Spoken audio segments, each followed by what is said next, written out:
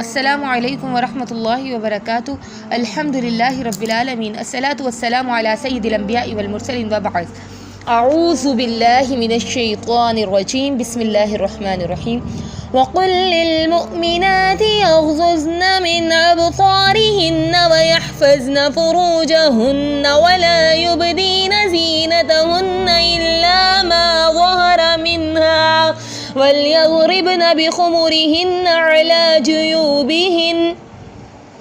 اور اے نبی کہہ دیجئے مومنہ عورتوں سے کہ جھکا لیں اپنی نگاہوں کو اور حفاظت کریں اپنی شرمگاہوں کی، اور اپنی زینتوں کو ظاہر نہ کریں سوائے اس کے جو خود سے ظاہر ہو جائیں، اور چاہیے کہ اپنی اوڑھنیوں کو اپنے سینوں پہ پھیلا لیں. اس آیت میں اللہ تبارک و تعالیٰ نے مومنہ عورت کو 4 حکم دیے، جن میں پہلا حکم نگاہ کی حفاظت، دوسرا شرمگاہ کی حفاظت، تیسرا زینت کو ظاہر نہ کرنا، اور چوتھا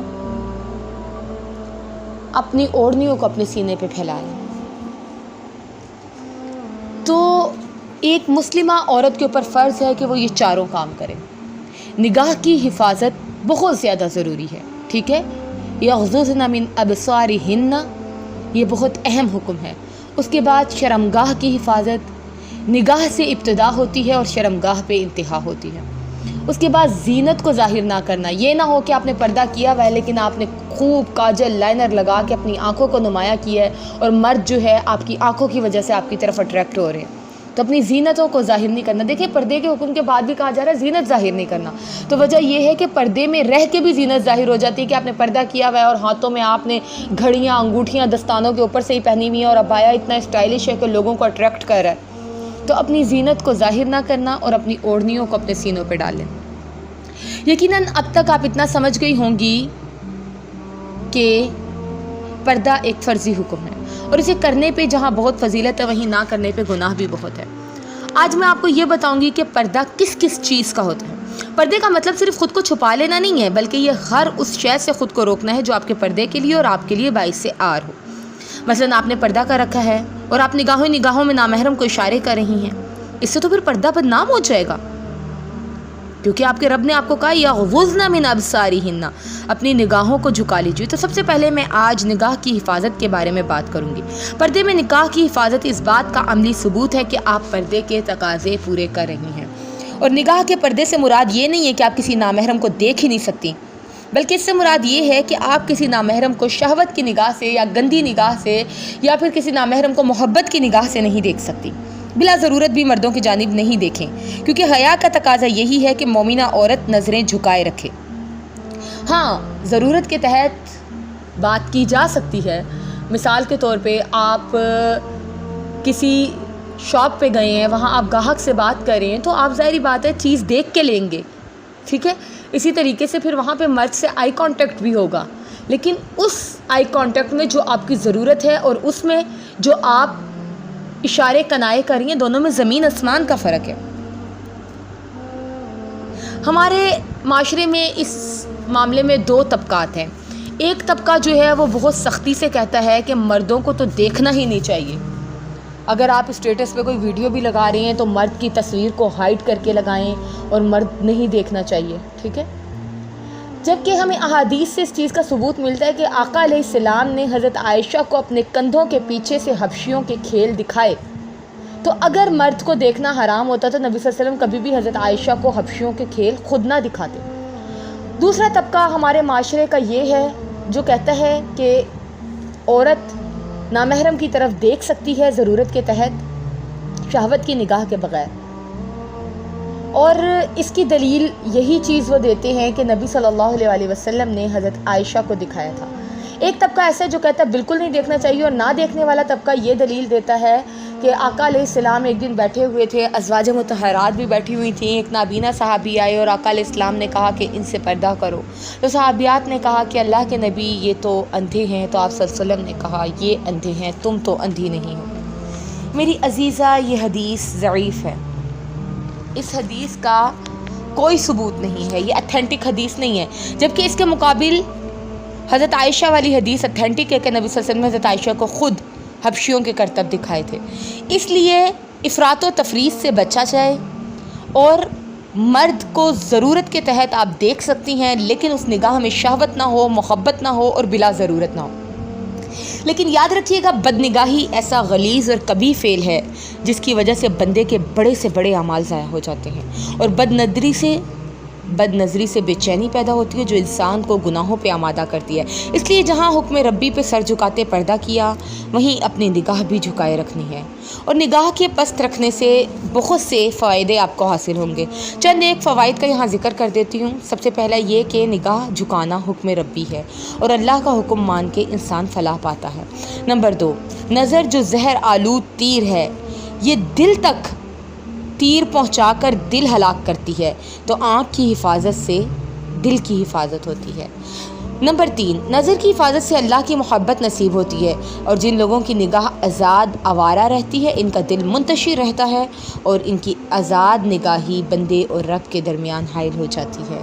نمبر 4، آنکھ کی حفاظت سے دل مضبوط اور پرسکون رہتا ہے، جبکہ غلط شے دیکھنے سے دل مغموم رہتا ہے۔ نمبر 5، نگاہ پس سے دل میں نور ہوتا ہے، کیونکہ سورۃ نور میں غض البصر کے حکم کے فوراً بعد آیت نور آئی، تو اس سے مراد یہ ہے کہ جو لوگ اپنی نگاہ جھکاتے ہیں ان کے چہرے اور دل پہ نور آ جاتا ہے۔ نمبر 6، اللہ کا اصول ہے جو اس کے لیے چھوڑا اس سے بہتر دے گا، تو اگر بد نظری چھوڑ دی جائے تو اللہ بصیرت دیتا ہے، اور بصیرت اندر کی آنکھ کو کہتے ہیں، اور یہ جسے مل جائے فقد اوتی خیرن کثیرا، اسے خیر کثیر مل گئی۔ نمبر 7، بد نظری سے انسان اتباع نفس کی جانب مائل ہوتا ہے، جبکہ نظر کی حفاظت عزت دلاتی ہے۔ نمبر 8، نگاہ کے ذریعے شیطان اتنی تیزی سے دل میں داخل ہوتا ہے جتنی تیزی سے خواہشات بھی نہیں داخل ہو سکتی خالی جگہ پہ۔ شیطان فوراً نگاہ کے ذریعے اپنا راستہ بناتا ہے، اور پھر انسان کو بے توقیر کر دیتا ہے، گناہوں کی دلدل میں پھنسا دیتا ہے، توجیہات پیش کرتا ہے، اور انسان گناہوں میں یوں جلتا ہے جیسے بکری کو تنور میں ڈال کر بھونا جائے۔ نمبر 9، غض البصر سے فراغت ملتی ہے، آپ نگاہ جھکا لیتے ہو، ادھر ادھر دیکھتے نہیں ہو، آپ کو ادھر ادھر باتیں کرنے کا ٹائم نہیں ملتا، اور پھر یہی وقت آپ یہ جو وقت ہے آپ اسے مفید کاموں میں لگاتے ہیں۔ نمبر 10، انسان کے دل اور آنکھ میں ایک سوراخ ہے، ایک راستہ ہے، آنکھ جس میں مشغول ہو دل اسی میں مشغول ہوتی ہے، اسی لیے نگاہ صاف رکھیں، دل صاف رکھتے ہیں، ٹھیک ہے؟ دل خود بخود صاف ہو جائے گا اگر آپ کی نگاہ صاف ہوگی۔ تو یہاں تک تھی بات نگاہ کی، اور یقیناً آپ کو اچھے طریقے سے سمجھ آ گیا ہوگا کہ نگاہ کا جھکانا بہت ضروری ہے بنت حوا کے لیے، لیکن ضرورت کے تحت وہ مردوں کو دیکھ سکتی ہے، مردوں سے ڈیلنگ کر سکتی ہے، ہاں شہوت بھری نگاہ سے نہ دیکھے۔ ہاں جیسے دیکھیں، اب میرے پاس بعض لڑکیوں کے یہ سوال آتے ہیں، میم ہم اسٹوڈنٹ ہیں اور ہم یونیورسٹی میں پڑھ رہے ہوتے ہیں، تو پھر سر کی جانب کیا نہیں دیکھیں، سر سمجھا رہے ہوتے ہیں تو نہیں میری بہن، وہ آپ کی مجبوری ہے، ضرورت ہے۔ تو اللہ کہتا ہے فَمَنِ اسْتُرَّ غَيْرَ بَاغٍ وَلَا عَادٍ، جو کوئی مجبور کیا گیا، وہ سرکشی دکھانے والا نہیں ہے، فَلَا إِثْمَ عَلَيْهِ، تو اس پہ کوئی گناہ نہیں، ٹھیک ہے؟ اب آگے چلتے ہیں، نگاہ کے پردے کے بعد آواز کے پردے کی جانب آتے ہیں۔ تو آواز کا پردہ آپ کا بس اتنا ہے کہ آپ نے بات کرتے ہوئے اپنے لہجے کو سخت رکھنا ہے۔ اللہ تبارک و تعالیٰ نے کہا فَلَا تَخْضَعْنَ بِالْقَوْلِ فَيَطْمَعَ الَّذِي فِي قُلُوبِهِم مَّرَضٌ، اپنے بات کو، اپنے لہجے کو نرم نہ رکھنا، کہیں ایسا نہ ہو وہ شخص جس کے دل میں مرض محبت ہے یا کوئی غلط چیز ہے، غلط روگ ہے، وہ تمہاری جانب مائل ہو جائے۔ اللہ کہتا ہے وَقُلْنَا قَوْلًا مَّعْرُوفًا، اور تم بھلی بات کہنا، قول معروف کہنا۔ معروف قول وہ ہوتا ہے جس میں لوچدار بات نہ ہو، بناوٹی بات نہ ہو، ڈائریکٹ۔ قولاً سدیدا، یا ایھا الذین آمنوا قولوا قولا سدیدا یصلح لکم اعمالکم ویغفر لکم ذنوبکم۔ قولاً سدیدا کا فائدہ کیا ہوگا کہ اللہ آپ کے اعمال کی اصلاح کر دے گا اور آپ کے گناہوں کو معاف کر دے گا۔ تو وہ لوگ جو کہتے ہیں کہ جی مرد کے سامنے اونچی آواز سے بھی نہیں بات کر سکتے، یا مرد کے سامنے آپ اپنی آواز ظاہر نہیں کر سکتے، وہ غلط ہیں۔ آپ آواز کا پردہ کتنا کریں گے کہ اپنی مرد سے بات کرتے ہوئے لہجے کو سخت رکھیں گے۔ اللہ نے صحابہ سے کہا نا وَإِذَا سَأَلْتُمُوهُنَّ مَتَاعًا فَاسْأَلُوهُنَّ مِنْ وَرَاءِ حِجَابٍ، جب تم ان سے سوال کرو تو پردے کے پیچھے سے سوال کرو۔ تو یہاں تک ہمارا یہ بھی کلیئر ہو گیا کہ اگر پردے کے پیچھے سے سوال کریں گے، ظاہری بات ہے صحابہ سوال کریں گے، صحابیات سنیں گی تو مرد کی آواز سن سکتے ہیں اور مرد سے بات بھی کر سکتے ہیں سخت لہجے میں، ٹھیک ہے۔ آگے چلتے ہیں، ہاتھوں اور پاؤں کا پردہ۔ عورت کا پردہ جو ہے وہ سر سے لے کے پاؤں تک ہے، صرف ایک آنکھ کھلی ہو، وہ بھی راہ دیکھنے کے لیے، ٹھیک ہے۔ ایک آنکھ کی اجازت ہے کہ گرے پڑے نہ، راستہ دیکھ لے۔ باقی یہ کہ ہاتھوں اور پاؤں کے پردے کے بارے میں متعدد دلائل ملتے ہیں۔ صحابیات جو ہیں اپنے عبائے کے پیچھے ایک ہاتھ کپڑا لمبا چھوڑا کرتی تھیں تاکہ ان کے پاؤں چھپ جائیں۔ وہ نبی صلی اللہ علیہ وسلم کے پاس آئیں اور آ کے اجازت مانگی، اللہ کے نبی ہم مٹی میں سے ہو کے آتے ہیں اور نماز پڑھتی ہیں تو ہمارا دل مطمئن نہیں ہوتا، کیا ہم اپنا عبایا پیچھے سے کٹوا دیں؟ نبی صلی اللہ علیہ وسلم نے انہیں عبایا کٹوانے کی اجازت نہ دی، بلکہ کہا مٹی پاک ہے، جب مٹی سے گزر کے آتی ہو تو مسجد میں تمہاری نماز ہو جائے گی، ٹھیک ہے۔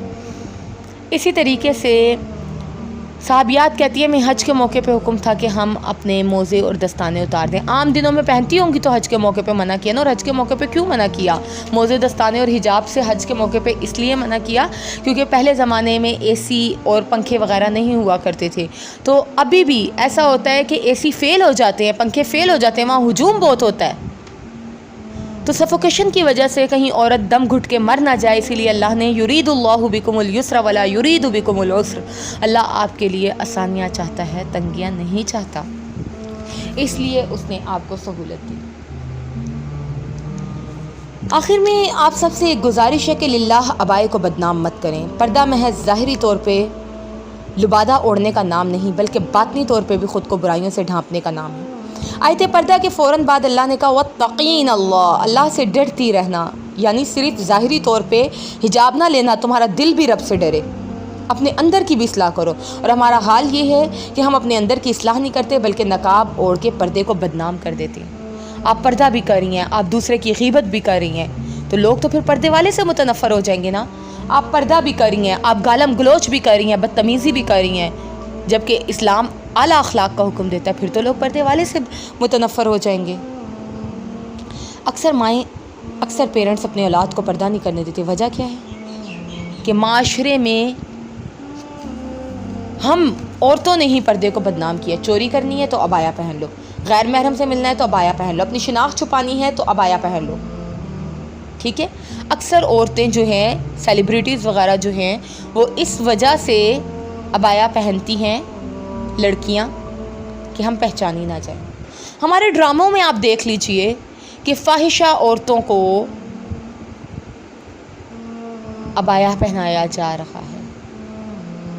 عبایا ہمارے کلچر میں کس طریقے سے دکھایا جا رہا ہے کہ اپنی مرضی پہ جب دل چاہے نقاب کھول لو اور جب دل چاہے کر لو، اور جی یہ لڑکی پردہ کرتی ہے۔ تو پردے کو تو ہم سب نے خود بدنام کیا۔ مجھے آج بھی اچھے طریقے سے یاد ہے، میں گریڈ 7 میں تھی، میں نے بہت چھوٹی عمر سے 10 سال کی عمر سے پردہ کیا تھا، میں گریڈ 7 میں تھی، تو میری ایک دوست نے مجھ سے بڑے عجیب لہجے میں کہا تم پردہ کیوں کرتی ہو؟ میں نے کہا کیوں؟ کہتے میرے بھائی تو کہتے پردے دار عورتیں زیادہ بری ہوتی ہیں، وہ زیادہ لڑکوں کو اپنی طرف مائل کرتی ہیں۔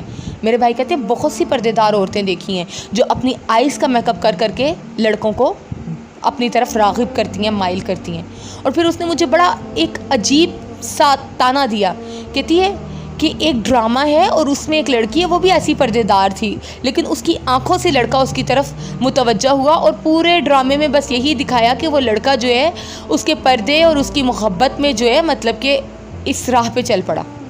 مجھے بہت حیرت ہوئی تھی کہ ہم نے خود پردے کو بدنام کیا ہے۔ اسی طریقے سے میں فرسٹ ایئر میں تھی، تب میری ایک دوست تھی عالیہ، اس نے مجھے کہا، کہتی ہے میں اسے پردے کی جانب راغب کر رہی تھی، تو بڑے عجیب سے انداز میں اس نے مجھ سے یہ بات کہی کہ اروا تمہیں نہیں پتہ معاشرے کا کہ وہ لڑکیاں جو پردہ کرتی ہیں انہیں زیادہ لوگ دیکھتے ہیں بنسبت ان لڑکیوں کے جو پردہ نہیں کرتی۔ میں نے کہا یہ تمہاری غلط فہمی ہے اور ذہن کا فطور ہے۔ ہاں پردہ کرنے کے بعد بھی اگر کوئی لڑکا کسی لڑکی کے پیچھے پڑتا ہے یا کسی کو اذیت دیتا ہے تو اللہ کی عدالت میں خود جواب دہ، پھر لڑکی مجرم و ملزم نہیں ہے۔ ہم نے پردے کو خود بدنام کیا، ہم نے پردے والیوں کو خود بدنام کیا۔ آئیں اپنے پردے کو، اپنی شناخت کو دوبارہ حاصل کریں۔ اللہ سے دعا ہے کہ اللہ تبارک و تعالی ہمیں قرآن و سنت کو سمجھنے، اس کے اوپر عمل کرنے کی توفیق عطا فرمائے، ہمیں حقیقی شرعی پردہ کرنے کی توفیق عطا فرمائے، ہمیں اپنے ظاہر اور باطن کو ایک کرنے کی توفیق عطا فرمائے، ہم سے راضی ہو جائے۔ اللہ تبارک و تعالی ہمارے معاشرے کی برائیوں کا سدباب کر دے، ہمارے معاشرے سے گمراہیوں کو ختم فرمائے۔ سبحان ربک رب العزت عما یصفون وسلام علی المرسلین والحمد للہ رب العالمین۔